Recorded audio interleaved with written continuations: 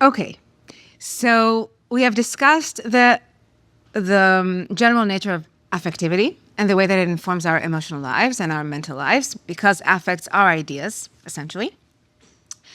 And we talked a bit about joy and a bit about sadness, and now we want to talk about the most important affect of all, which is love.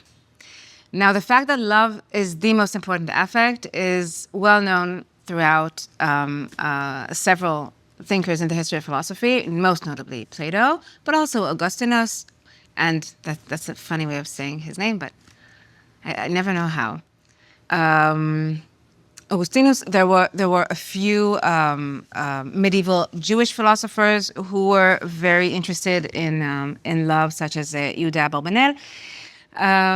But oftentimes it also, since Plato put it so high on the pedestal in his erotic dialogues, it really did suffer a lack of appreciation, and maybe because, as it's so popular to blame today in identity politics, the fact that it was men, often unmarried, often without children, and then their appreciation of the importance of love in natural life was maybe diminished, perhaps. I don't know. Spinoza does not necessarily openly put love at the center of his theory of affectivity, but when you look for it, you understand that it is the single most important thread that runs through his work. Okay? So we have three versions of love, which correspond to the three kinds of knowledge that we have. Before I go more fully into what each kind of love entails, I want to read the definition of love. It's in part 3 of the affects, the part that we discussed in the earlier lecture, proposition 13 in the scholium. Okay, so it's buried down in the scholium. It's in proposition 13. It's after quite a few affects that have already been discussed. And he says this: love is nothing but joy with the accompanying idea of an external cause. And he immediately goes on to hate. And hate is nothing but sadness with the accompanying idea of an external cause. So it's really important to remind ourselves what joy and sadness actually are. Okay, so joy is an increase in our ability to act, and sadness is a decrease in our ability to act. So love is associating some object with an increase for our ability to act. Love is what we want to be next to when we want to do stuff. Okay? And if we can't be next to it, we will conjure up the image of the beloved thing because we feel that it helps us do more, be more. Okay? And that is why, very much like Plato, Spinoza is latching onto the idea that love is first and foremost an expansion of the self. What does it mean that love is an expansion of the self in the classic sense? It means that through love, what we experience is that what we want for the beloved is what we want for ourselves. So we talked about before, about seeing ourselves in the other and that this being the basis of moral character. This is why love is the basis of all morality, because it is a sense in which I see myself in the beloved. So I love my children. If you ask me why I want what's best for my children, it's not because I want them to be happy or pleased, and then I will be pleased and happy because my life will be easier and they will fight less with me about brushing their teeth in the morning. This has nothing to do with it. I want my children to be happy because I experience them as an expansion of myself, and I want them to be happy even if I have no knowledge of it. I will act in a purposeful manner to secure their happiness, even if I have no experience of it whatsoever. If it's after I'm dead, if I'm deaf and blind, if I'm somewhere else. I just want them to be happy because their happiness is my happiness. This is what signifies love, okay? So it's a joy, but Spinoza here is emphasizing that it's a passion in the sense that it is accompanied by the idea of an external thing. So it's not just self-love. So he will have a really interesting differentiation between true self-love and non-authentic self-love, in which sometimes I can think of my own self as like an external object, which I try to pamper up. This is a very bad understanding of the self. And this is a self-love which sees the self itself as an external cause. When people think that they indulge themselves through self-love, well, actually their self-indulgence is feeding to an image of their own selves and not their true selves, which constitutes nothing but understanding.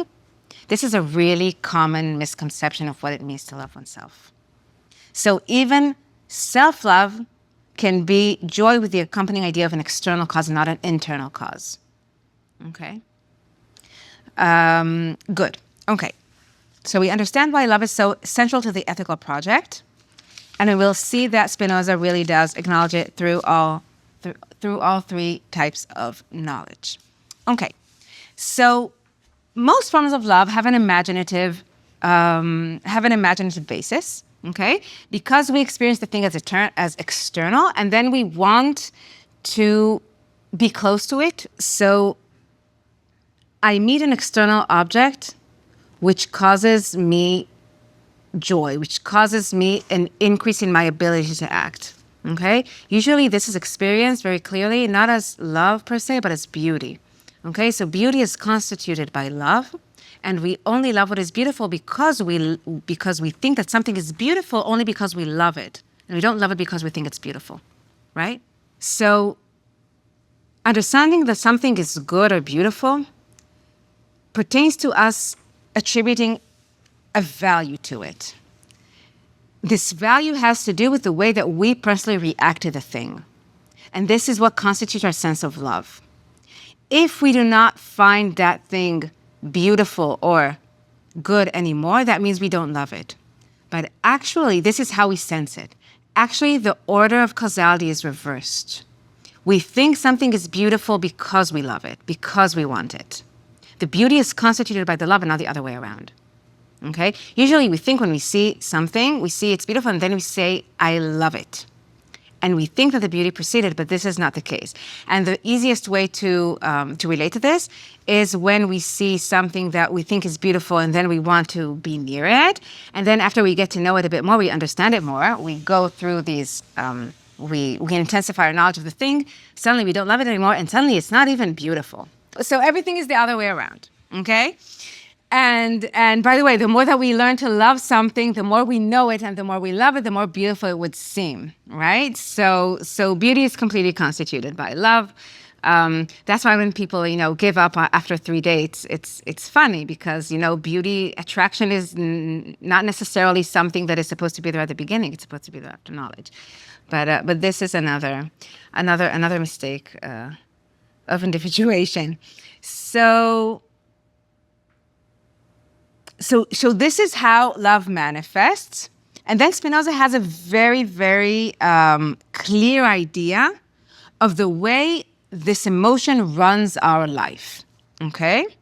So through our willingness to possess the thing we love and be as much with it as possible, because it gives us a very strong sense of self, right? It makes us feel an increase in our ability to act. We can either want to empower it in a good way, in the proper way, through knowledge, or we would want to be possessive of it. Usually our will to possess it will eventually dissipate the relationship with the thing that we have thought we loved. And this is obviously a very painful thing for many people. This is what they usually experience. This is always a failure of understanding.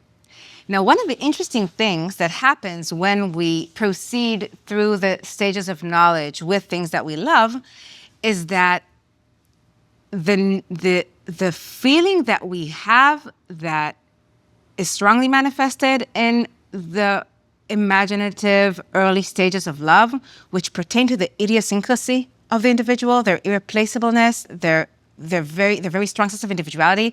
That's what falling in love feels like. Like nothing can be like this. This is something that has to make way to an appreciation of rational common properties. The important thing to understand is that this needn't be something painful. This can be a deepening of affection, this letting go of idiosyncrasy, this letting go of the singularity of the beloved object. This is very hard to reconcile.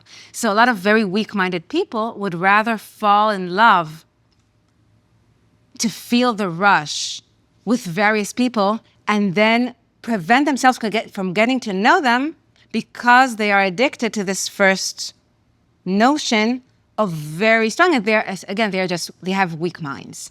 They do not understand what is truly beneficial to them. Okay? Now, a love can be deepened, especially with someone who has a maximal amount of shared common properties with the individual. So this is very important. So the matchmaking, truism that people should share values and should share histories and should share things in order to be as much attached as possible. This makes a lot of sense in Spinoza. But of course, that at the end of the day, what he would want us to do is to get to the common properties which are as wide as possible. And this is why in the Spinozistic progression from imaginative love to rational love, the highest form of rational love that can be imagined is friendship. Okay? This is the Aristotelian ideal of seeing the other as another self, seeing the vast degree of common properties with the other as a precise expansion of the self, and then seeing all human beings as brethren in that sense. Okay? So it's a sense of camaraderie. It's a sense of appreciation of common properties, which he calls friendship, and which leads to what he calls nobility. Okay, this is like a dark aspect of love. We can go to part 3, proposition 35, which reads like this. If someone imagines that a thing he loves is united with another by as close or by a closer bond of friendship than that which he himself alone possessed the thing, he will be affected with hate toward the thing he loves and will envy the other. And this is the demonstration to the proposition. The greater the love with which someone imagines a thing he loves to be affected toward him, the more he will exult at being esteemed, that is, the more he will rejoice. And so he will strive, as far as he can, to imagine the thing he loves to be bound to him as closely as possible. This striving or appetite is encouraged if he imagines another to desire the same thing he does. So when we see other people looking at our spouse, for example, as if they are attracted to them, at first it can be very pleasing to us, right? Because we feel that the thing we love is esteemed by someone else also. But this striving or appetite is supposed to be restrained by the image of the thing he loves, accompanied by the image of him with whom the thing he loves is united. So he will thereby be affected with sadness. This is jealousy. Accompanied by the idea of the thing he loves as a cause, together with the image of the other. That is, he will be affected with hate toward the thing he loves. When people feel jealousy, it actually engenders a hate toward the beloved thing, because suddenly the beloved thing has become a source of sadness to the individual. So he will be affected with hate toward the thing he loves, and at the same time toward the other, whom he will envy because of the pleasure the other takes in the thing he loves. And the Scholium says this. This hatred toward the thing we love, combined with envy, is called jealousy, which is therefore nothing but a vacillation of mind born of love and hatred together, accompanied by the idea of another who is envied. So people who delude themselves into thinking when they are jealous that they are only driven by love, they should take note that they are also being driven by hate. And this hate is directed toward the things that they think that they love, which actually they don't really. Moreover, this hatred toward the thing he loves will be greater in proportion to the joy with which the jealous man was usually affected from the love returned to him by the thing he loves, and also in proportion to the affect with which he was affected toward him with whom he imagines the thing he loved to unite itself. The classic French triangle of the best friend and the wife. For if he hated him, he will thereby hate the thing he loves, because he imagines that what he loves affects with joy what he hates, and also because he is forced to join the image of the thing he loves to the image of him he hates. This latter reason is found for the most part in love toward a woman. For he who imagines that a woman he loves prostitutes herself to another, not only will he be saddened because his own appetite is restrained, but also will be repelled by her because he is forced to join the image of the thing he loves to the shameful parts and exertions of the other. To this finally is added the fact that she no longer receives the jealous man with the same countenance as she used to offer him. From this cause, too, the lover is saddened, as I shall show. And he goes on about these sorts of things. He goes on in 3p37 to say, the desire which arises from sadness or joy and from hatred or love is greater, the greater the affect is. In 3p40, he who imagines he is hated by someone and believes he has given the other no cause for hate will hate the other in return. This is how hate is engendered in someone who was previously indifferent to the person, hated. By the way, this happens even if he only imagines it. So he doesn't really have to experience the person hating him. Even if he imagines this hatred, he will already hate him in return. The striving to do evil to him we hate is called anger, and the striving to return an evil done us is called vengeance. Hate completely conquered by love passes into love, and the love is therefore greater than if hate had not preceded it. And the demonstration goes, the proof of this proceeds in the same way as that of P38. For he who begins to love a thing he has hated or used to regard with sadness rejoices because he loves, and to this joy which love involves, there is also added a joy arising from this, the striving to remove the sadness hate involves. So if you will be able to overcome your hate and learn to love something that you have hated, you will have the love even increased as if you had not hated the thing in the first place. Okay? Very recommended. Okay, so a very good question that arises from this is, how do we navigate life with mean, unintelligent people, which we're all surrounded by, and Spinoza was surrounded by also. Should we love them insofar as they're irrational? No. We aim to learn to love them through the common properties they share with us. So every human has a potential for rationality, which is always inherent in them, and we can love them to that extent as we can express our shared properties together. Sometimes there are people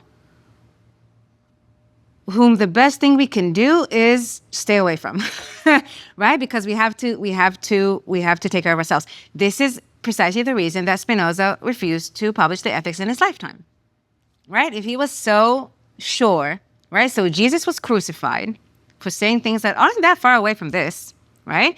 And a lot of philosophers from then on, they're not willing to put themselves in this public situation.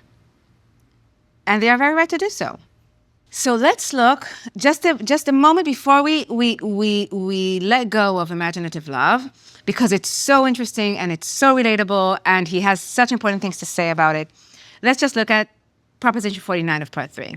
And he says this: given an equal cause of love, love towards a thing will be greater if we imagine the thing to be free than if we imagine it to be necessary. And similarly for hate. Why is this so interesting? We discussed our regular constitution of our sense of self, our contingent constitution of our sense of self as pertaining to will, and will as pertaining to freedom, right? We know ourselves and we love ourselves at the beginning before we have this rational amendation of the intellect that Spinoza wants us to go to, and then understand that freedom is actually a necessity, right? Because everything is necessary, because God is necessary.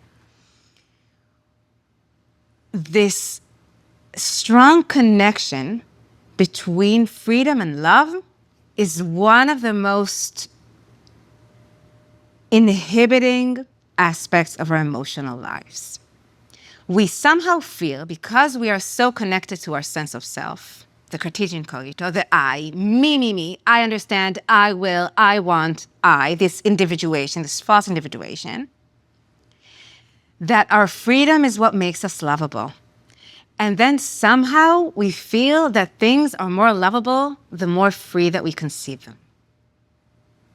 So that's why you always have in the movies, the free spirit is the ultimate, object of passion, right? The freer the thing is imagined to be, the more of a self it is, the better it is, the more lovable it is. It relates to our most cherished sense of imaginative self. The point here is that it is imaginative. No one is free. Nothing is contingent. Everything is necessary. And all this individuation and this idiosyncrasy that we so strongly hold onto in the cases of imaginative love, they're just harmful.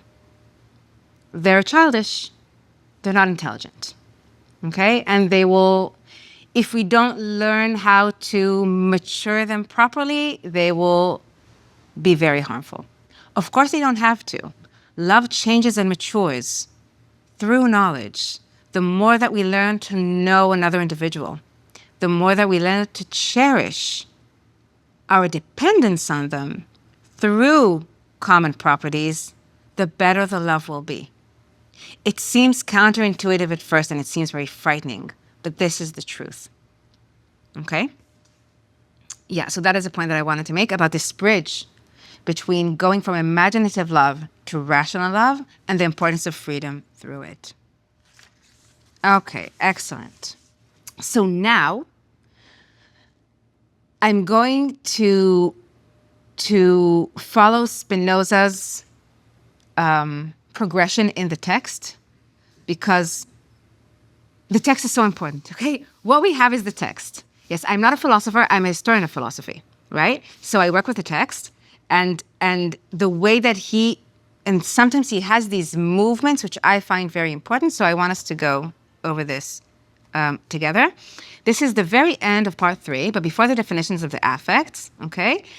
He has spent a very long time. We have reached proposition 57, okay? So he has spent a very long time since he has defined the affects in the definitions, okay? And 1 through 57, essentially what he's talking about is passions, okay? Right? You remember that we have the types of affects, so we have actions and passions. Actions are what stems from the nature of my mind alone. They come from me. I am their adequate cause. And passions are from outside. I suffer them. I am passive towards them. They work on me. Okay? Good. And obviously, as a powerful mode of God, I want to act as much as possible. So we have spent 57 propositions discussing the different types of passions and how they work, and these loves and these joys and these envies and sadness and hate and anger and lots of things, okay? And part 3 will very soon be over. We only have 59 propositions, and then we only have one place for the actions, which I will talk about in a moment. So there's a very good lexicon on Spinoza, which has just come out, and Henri Kropp, a wonderful scholar, a Dutch scholar, is one of the editors, and it has given the best explanation of why we have only 2 propositions on the actions and 57 on the passions. And the reason is that, like in sickness and in health, the body works well in more or less one way. When things function, they function. But it can be diseased in an infinite amount of ways. Okay, we have a million types of sicknesses. The heart, when it works, it pumps blood in a certain way. But it has so many ways that can go wrong. You can have a tiny hole in the valve, or you can have a problem in the septum that divides the rooms, or the something with the arteries. A million things can go wrong. Passions are things going wrong. Actions are very easy. You know the nature of the mind, you know how it's supposed to work. It's exactly like a body. Again, the Aristotelian teleology of being parts of nature, and when things work, they work in a certain way. And human beings have a certain purpose, and that's it. Okay? So building up to these last propositions of part 3, which are so beautiful. Let's see how he begins. He tries to sum up this. And he says this in proposition 57. Each affect of each individual differs from the affect of another, as much as the essence of the one from the essence of the other. And he says in the Scholium this: from this it follows that the affects of the animals, which are called irrational, for after we know the origin of the mind, we cannot in any way doubt that the lower animals feel things, this is contra Descartes, differ from men's affects as much as their nature differs from human nature. Both the horse and the man are driven by a lust to procreate, but the one is driven by an equine lust, and the other by a human lust.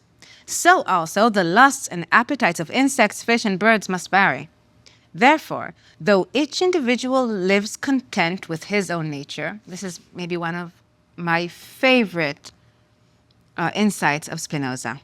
Always remember this. People always are content with their own nature. It's so rare when people are discontent with how they are. So therefore, though each individual lives content with his own nature by which he is constituted and is glad of it, nevertheless, that life with which each one is content and that gladness are nothing but the idea or soul of the individual. And so the gladness of the one differs in nature from the gladness of the other, as much as the essence of the one differs from the essence of the other. Funnily, from this it follows that there is no small difference between the gladness by which a drunk is led and the gladness a philosopher possesses.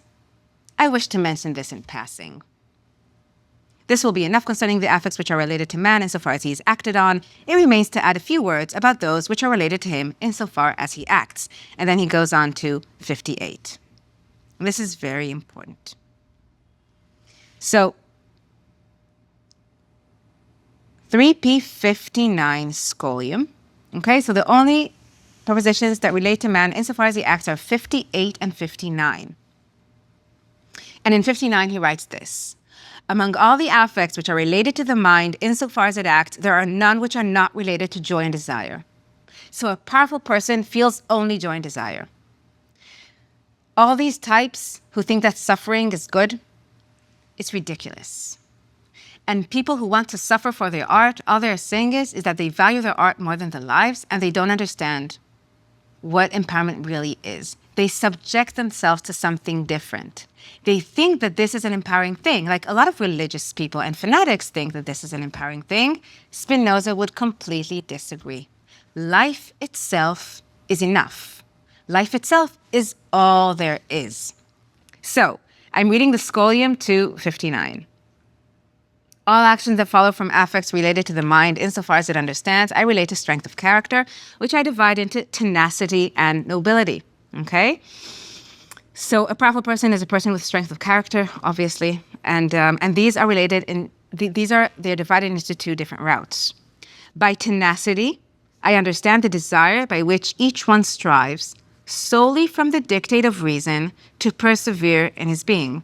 By nobility, I understand the desire by which each one strives solely from the dictate of reason to aid other men and join them to him in friendship. Okay? And these are two sides of the same coin. This is the single way that the strong man acts from the power of his own mind. Okay? So I will say a few words about rational love or friendship and the origins of the state. Okay, this is around the last 30 propositions of part 4. He gives a very interesting story of state of nature. So state of nature is a form of a thought experiment, very common in political thought. We have it in Locke, we have it in Hobbes, we have it in Rousseau much later, where the philosophers discuss their understanding of human nature through a hypothetical state in which civil society has not yet formed. Okay? And for Spinoza, the understanding of current properties and love between people, they're bonding together. This is the origin of the state. This is his idea of state of nature. And he says this in 4P34. Insofar as men are torn by affects which are passions, they can be contrary for one another. Only through passions can people fight. And in the next proposition, in 35, he says, only insofar as men live according to the guidance of reason must they always agree in nature. What does this mean in relation to what we talked about regarding actions and passions? If passions are their only cause for strife, only when people are overwhelmed by external stimuli, things they fear, things they are angry about, things they love, can they be threatened in such a way that they will be contrary to one another. And only through a rational understanding of their place in nature can they act together and create a society that is peaceful. Insofar as men are torn by affects which are passions, they can be different in nature and contrary to one another. But insofar as men live according to the guidance of reason, they are said only to act. Hence, whatever falls from human nature, insofar as it is defined by reason, must be understood through human nature alone, as through its proximate cause. But because each one, from the laws of his own nature, wants what he judges to be good, and strives to avert what he judges to be evil, and moreover, because what we judge to be good or evil when we follow the dictate of reason must be good or evil for all, it follows that insofar as men live according to the guidance of reason, they must do only those things which are good for human nature, and hence for each man. That is, those things which agree with the nature of each man. Okay? There is never anything rational by doing something to someone else which we wouldn't have done to yourself. Okay? And this is how civil society is maintained. Good. So now let's jump to part 5. So part 5 is on human freedom, okay, or our ability to overcome the affects. Okay, we don't have time now to discuss how exactly we overcome the affects.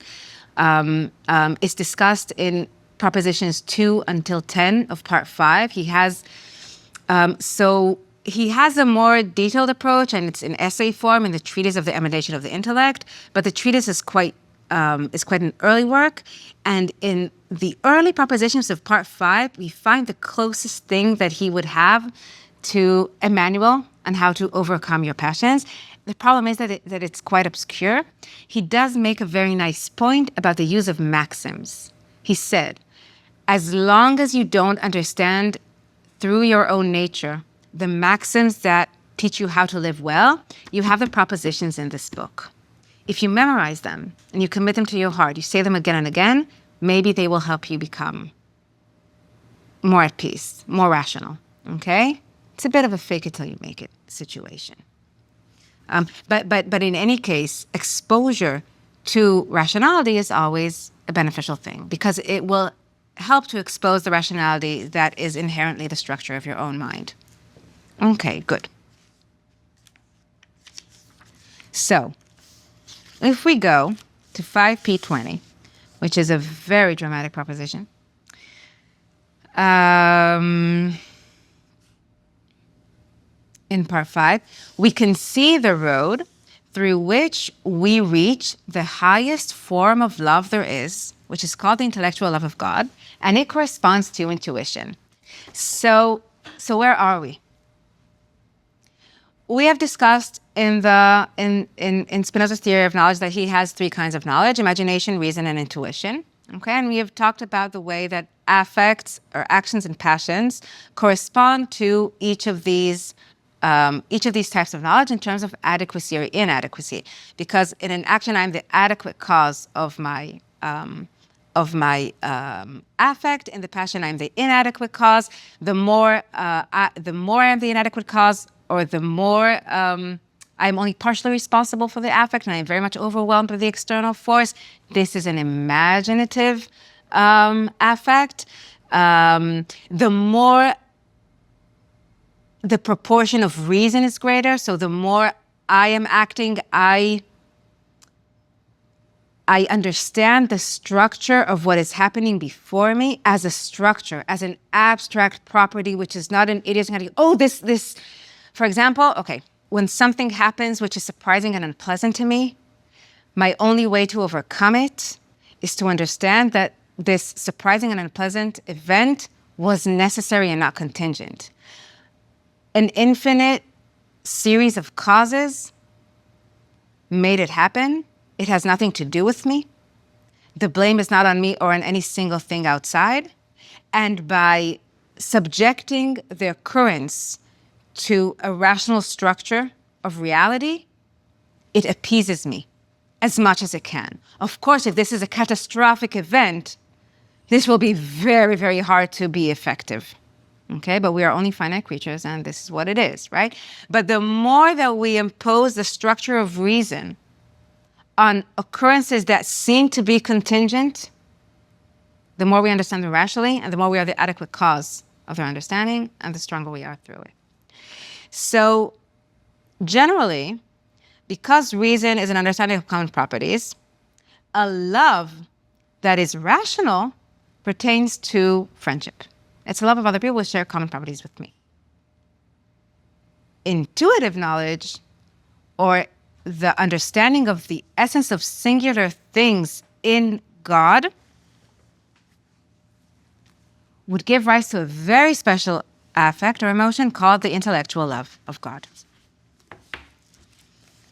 So, in Proposition 20 of Part 5, he is ready to put behind him his discussion of our lives as seemingly individuated things in reality. Okay? In a sense, it's our imaginary lives and the extent to which we can understand our imaginary lives as rational. And then he goes on to what he calls the eternal part of the mind. And scholars go nuts about this. This is where they say he lost his mind.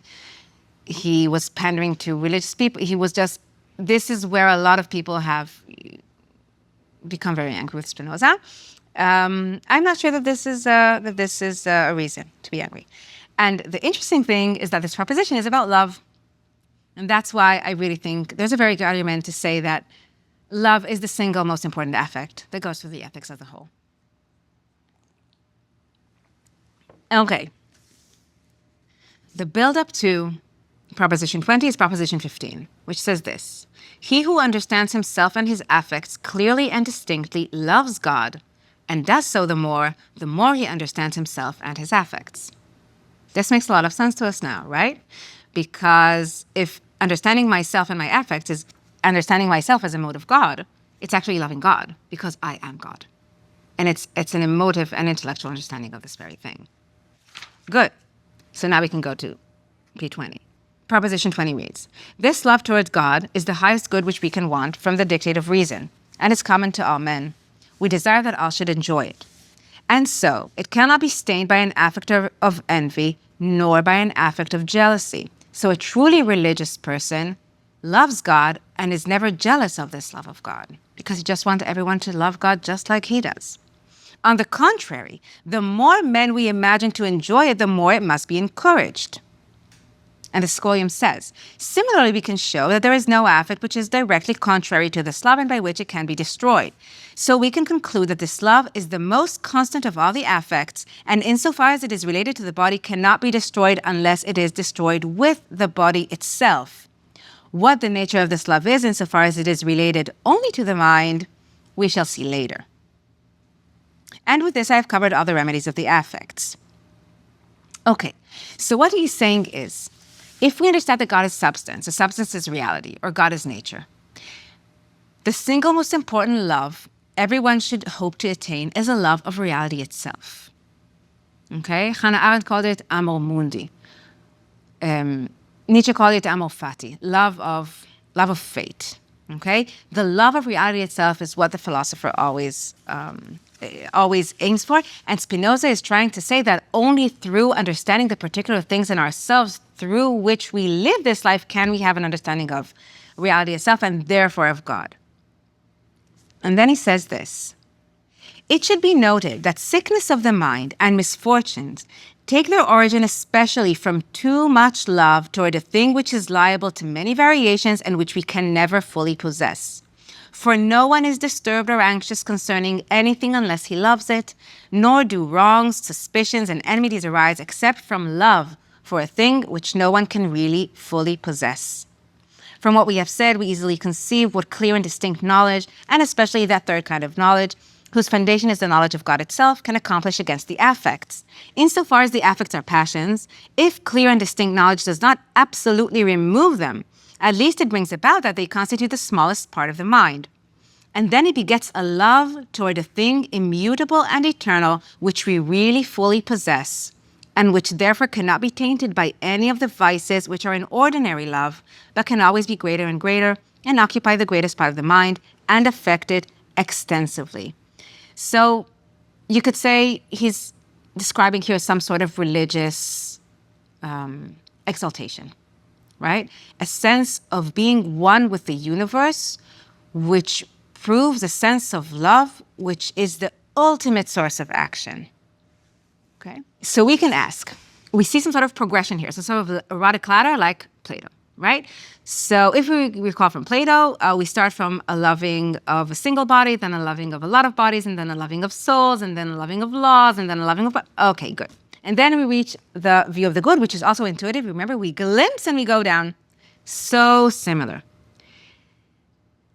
What does this ideal of progression mean about our former loves, our other loves?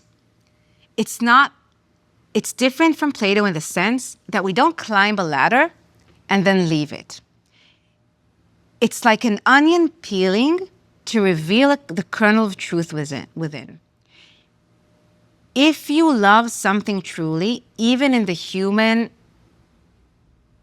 temporal love, even this love when you peel away the imaginative aspects of it, it's also a love of God, right?